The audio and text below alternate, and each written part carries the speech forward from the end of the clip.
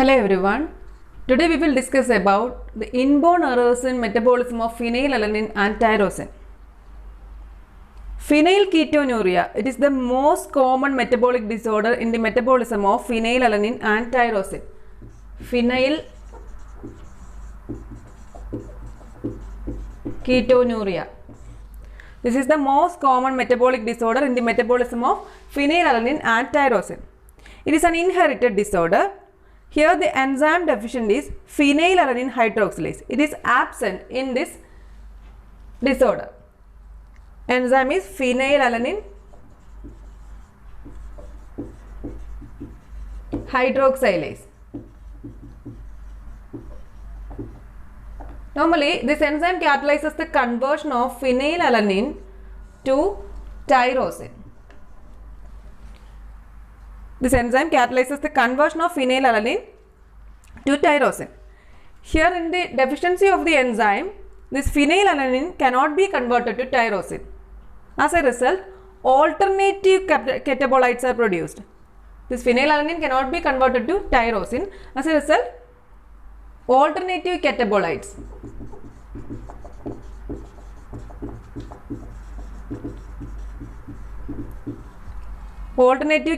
are produced.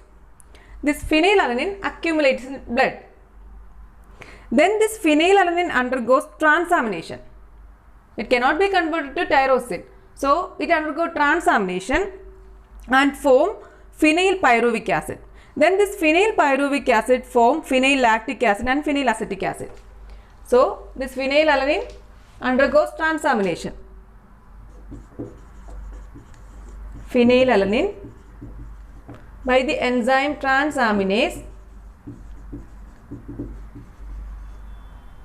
it is converted to phenylpyruvic acid. Phenylpyruvic acid. Here at the same time alpha ketoglutarate is converted into transaminated to glutamate. Alpha ketoglutarate to glutamate. So after the formation of this phenylpyruvic acid, it is converted to phenylactic acid and phenylacetic acid.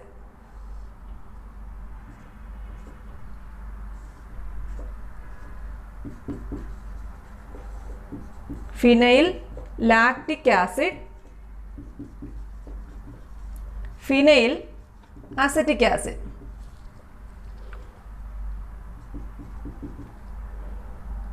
Here removal of carbon dioxide.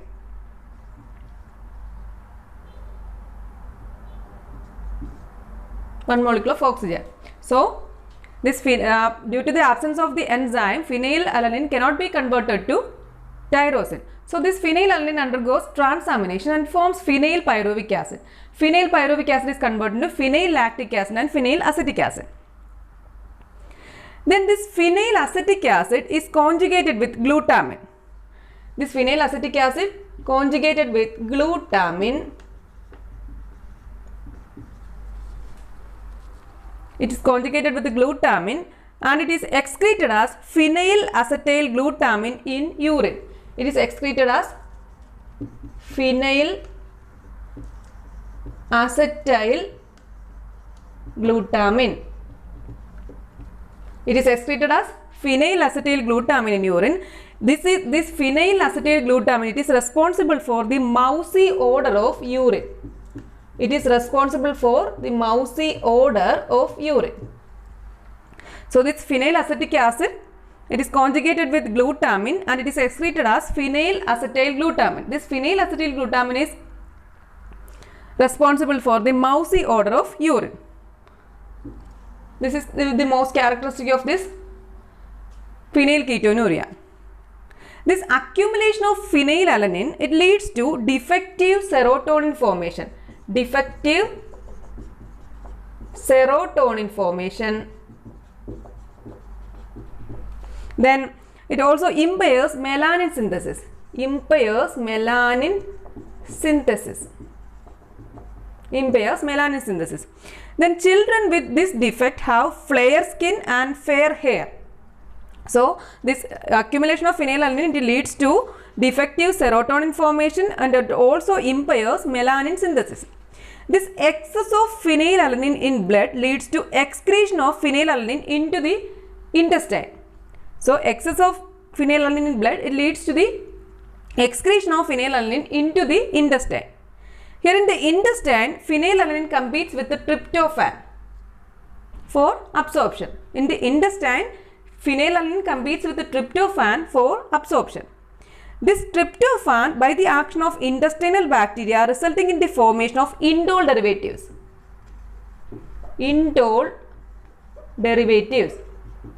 By the action of intestinal bacteria, this tryptophan results in the formation of indole derivatives. These indole derivatives, these are absorbed and excreted in urine. Then coming to the clinical features of this phenylketonuria, this child with this defect is mentally retarded. Other features include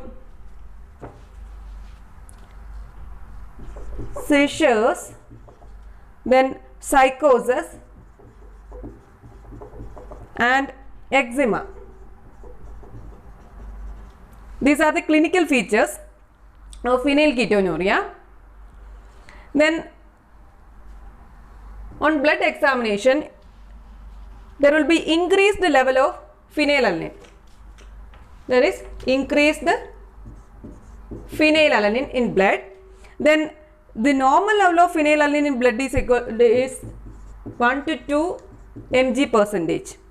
In this defect, that is phenylketonuria, it increases to 15 to 65 mg percentage. Normal value is about 1 to 2 mg percentage. In phenylketonuria, it increases, that is 15 to 65 mg percentage. Then this urinary examination, there is excretion of phenylalanine and its catabolites in urine. Catabolites are phenylpyruvic acid and phenyllactic acid. Then this phenylacetic acid excreted as phenylacetylglutamine. This is responsible for the mousy odor. There is also abnormal O-hydroxy derivative is formed. O-hydroxy derivative. There is abnormal O-hydroxy derivative is formed and its metabolites also found in urine. Then coming to diagnosis,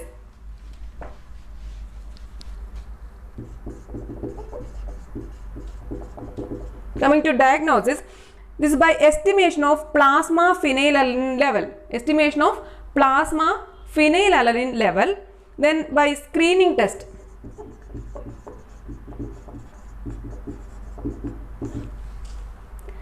It is for the presence of phenylpyruvate. For the presence of phenylpyruvate with FeCl3. Phenylpyruvate with FeCl3 in urine. Administration of phenylalanine to a phenylketonuric patient should result in prolonged elevation of the levels of phenylalanine in blood. So, administration of phenylalanine to a phenylketonuric patient, it results in the elevation of the phenylalanine level in blood. That is called phenylalanine tolerance test. Phenylalanine tolerance test. Treatment options include diet having very low levels of this phenylalanine. That is about phenylketonuria. This is the most common metabolic disorder in the metabolism of this phenylalanine and tyrosine. Second one is alkaptonuria.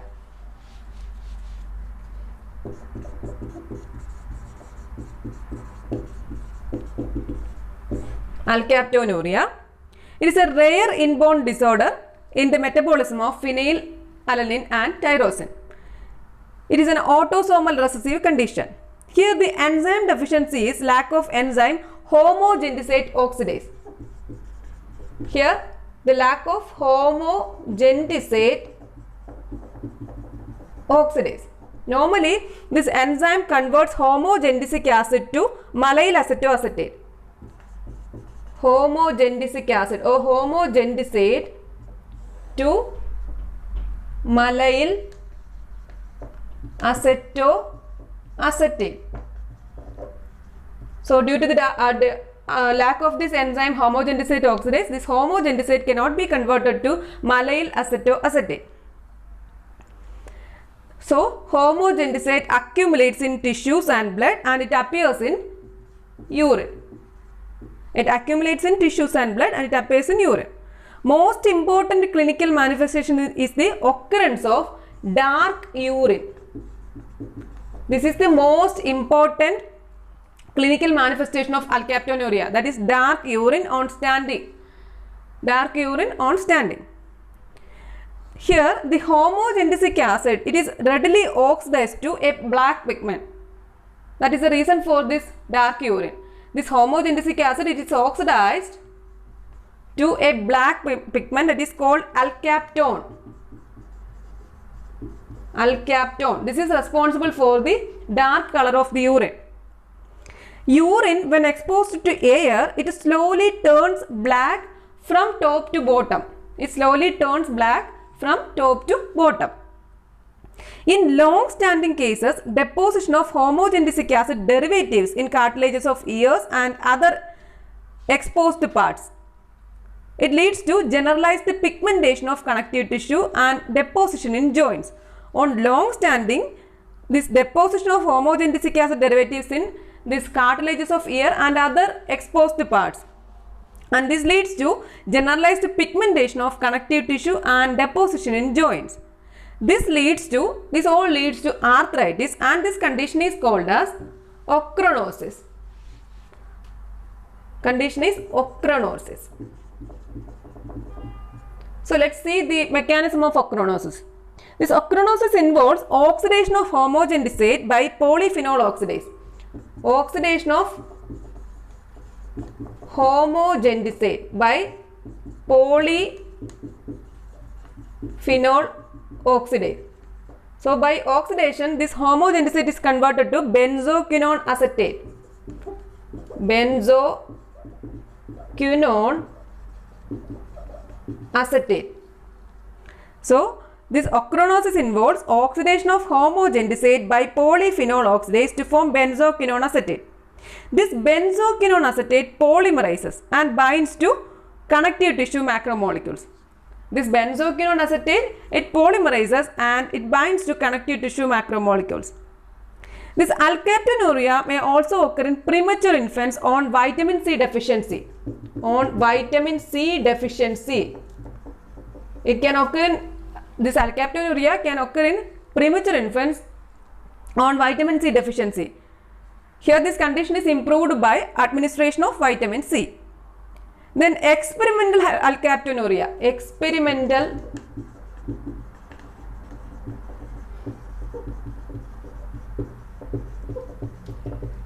alkaptonuria.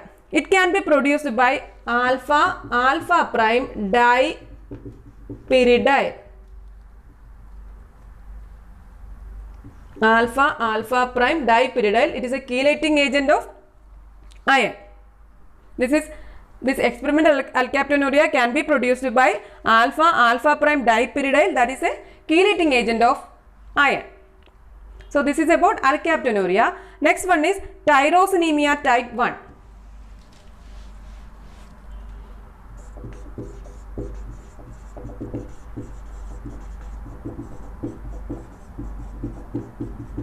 Tyrosinemia type 1. It is also called as tyrosinosis. Tyrosinosis. It is a rare inherited disorder. This is characterized by accumulation of metabolites that adversely affects the activity of several enzymes and transport system. It is characterized by accumulation of several metabolites. Here the lack of enzymes are fumarate acetoacetate hydrolase and also malyl acetoacetate isomerase. That is malyl acetoacetate, in the metabolism of tyrosine, this malyl acetoacetate, it is converted by the enzyme isomerase to fumaryl acetoacetate. Fumaryl acetoacetate. Then by the enzyme hydrolase, this fumarate acetoacetate, it is converted to fumarate and acetoacetate. Fumarate and acetoacetate. Fumarate and acetoacetate. So in this case, that is tyrosinemia type 1, the lack of enzymes isomerase and hydrolase. That is fumaryl acetoacetate hydrolase and this malyl acetoacetate isomerase. These are absent in the case of tyrosinemia type 1. Mainly two types are there, acute and chronic forms. Acute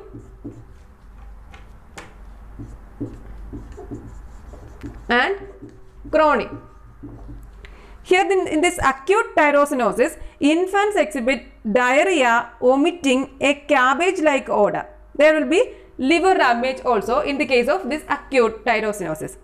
Then coming to chronic tyrosinosis, clinical features are similar to that of acute tyrosinosis. That is this diarrhea, vomiting, cabbage-like odor, then liver damage also. But here in the chronic it is milder symptoms. Symptoms are similar to that of this acute tyrosinosis, but here it is milder symptoms. In both acute and chronic tyrosinosis, plasma tyrosine levels are elevated. That is about 6 to 12 mg per dl. In both cases, plasma tyrosine level is increased. That is 6 to 12 mg per dl. There also occurs increase in plasma methionine level. Increase in plasma methionine level. So treatment options include a diet low in phenylalanine and tyrosine, and methionine. These are the treatment options. That is tyrosinemia type 1. Next one is tyrosinemia type 2. Tyrosinemia type 2. It is also called as Richter-Hanhart syndrome.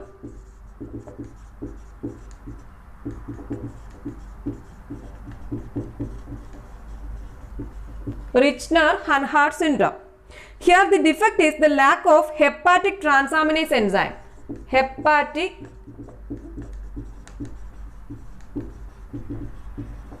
defect is the lack of hepatic transaminase enzyme. Here the clinical findings include mental retardation, skin lesions, eye lesions. Mental retardation, skin lesion and eye lesions. Some infants exhibit self-mutilation and disturbance in fine coordination. This plasma tyrosine level is elevated in the case of this tyrosinemia type 2. Plasma tyrosine level, that is about 4 to 5 mg per dl. Plasma tyrosine level is elevated in tyrosinemia type 2, that is 4 to 5 mg per dl. This tyrosine, this elevated tyrosine, it is excreted in urine. So urinary concentration is elevated. But renal clearance and reabsorption of tyrosine decreases. Tyrosine is excreted in urine, so urinary concentration is elevated, but renal clearance and reabsorption of tyrosine decreases. Here, tyramine and N-acetyl tyrosine, it is also excreted. These are also excreted in urine. N-acetyl tyrosine. Tyramine and N-acetyl tyrosine are also excreted in urine. That is tyrosinemia type 2. Then fifth one is neonatal tyrosinemia.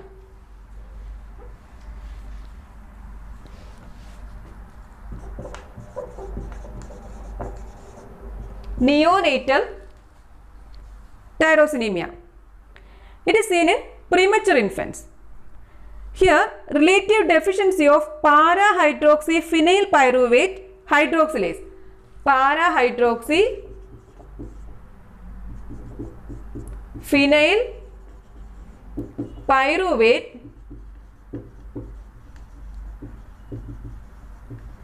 hydroxylase. Relative deficiency of this enzyme para-hydroxyphenylpyruvate hydroxylase. Here, blood levels of phenylalanine and tyrosine, these are elevated. Then urinary excretion of tyrosine, tyramine, then para-hydroxyphenylacetate,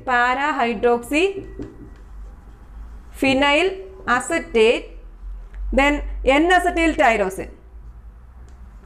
N-acetyl tyrosine. These are also elevated in urine. Urinary excretion of this tyrosine, tyramine, para-hydroxy, phenyl acetate and N-acetyl tyrosine are elevated. Then here the treatment options include feeding a low diet in diet low in protein. Protein low diet, especially with low phenylalanine and tyrosine. Treatment involves feeding a diet low in protein, especially with low phenylalanine and tyrosine. That is neonatal tyrosinemia. In premature infants, administration of vitamin C improve the condition. Administration of vitamin C in premature infants. That is neonatal tyrosinemia. Next one is hereditary tyrosinemia.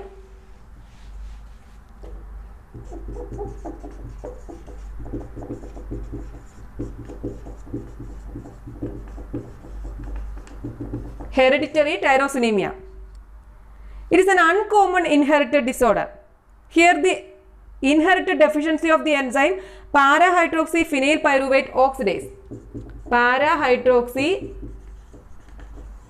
phenyl pyruvate oxidase. In the metabolism of tyrosine, this enzyme catalyzes the conversion of para-hydroxy phenyl pyruvate to homogenesic acid. Para-hydroxy phenyl pyruvate to homogenesic acid. So in this is an uncommon inherited disorder. Here inherited deficiency of the enzyme para-hydroxy phenyl pyruvate oxidase. This enzyme normally catalyzes the conversion of para-hydroxy phenyl pyruvate to homogenesate. Here the biochemical features are similar to that of neonatal tyrosinemia. Biochemical features are similar to neonatal tyrosinemia. Difference is that proportion of excretion of para-hydroxy phenyl lactic acid is more in this case. Here para-hydroxy phenyl lactic acid. Proportion of excretion of para-hydroxy phenyl lactic acid is more in this case than this neonatal tyrosinemia. And this hereditary tyrosinemia, it is not suppressed by vitamin C administration, but this neonatal tyrosinemia, it can be suppressed by vitamin C administration. In this case, it is not suppressed by vitamin C administration. That is about hereditary tyrosinemia. Next one is albinism.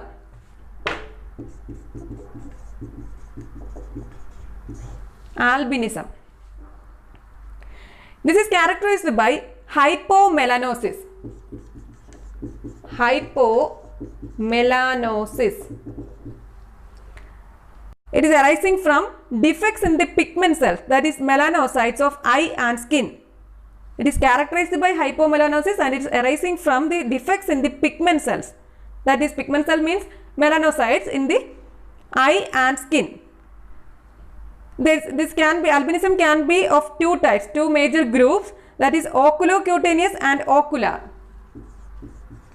Oculocutaneous and ocular. Two major groups are there, oculocutaneous and ocular. Coming to the oculocutaneous albinism, more than 10 forms are there in this oculocutaneous, more than 10 forms. In this, there is decreased pigmentation of skin and eyes. Skin and eyes. Decrease the pigmentation of skin and eyes. They can be differentiated by clinical presentation, biochemical and other features. This oculocutaneous albinos can be biochemically of two types, tyrosinase negative albinos and tyrosinase positive albinos. Tyrosinase negative and tyrosinase positive albinos. This oculocutaneous can be biochemically of two types, tyrosinase negative albinos and tyrosinase positive albinos. Coming to the differences between, if you see the differences between tyrosinase negative and tyrosinase positive albinos, this tyrosinase negative albinos, here they lack visual pigment, completely lack the visual pigment, completely lack the visual pigment. Here in the case of tyrosinase positive albinos, they have some visual pigment. Here the hair color is white yellow to light tan. They have some visual pigment. Here the visual pigment is completely absent. Then in the case of tyrosinase negative albinos, melanocytes in these patients contain unpigmented melanosomes. Melanocytes contain unpigmented melanosomes. But in the case of tyrosinase positive individuals, these lightly pigmented melanosomes are seen. Lightly pigmented. Here in tyrosinase negative, it is unpigmented melanosomes. Here tyrosinase positive, it is lightly pigmented melanosomes. This is oculocutaneous. Coming to ocular albinism, it affects only the eye and not the skin. Here it affects skin and eyes. Here only in skin, only in eyes. It occurs both as autosomal recessive and as an X-linked trait. This ocular albinism occurs as an X-linked trait and as autosomal recessive trait. This is albinism. So this is all about the inborn errors of metabolism of phenylalanine and tyrosine. This is today's topic. Thank you for watching.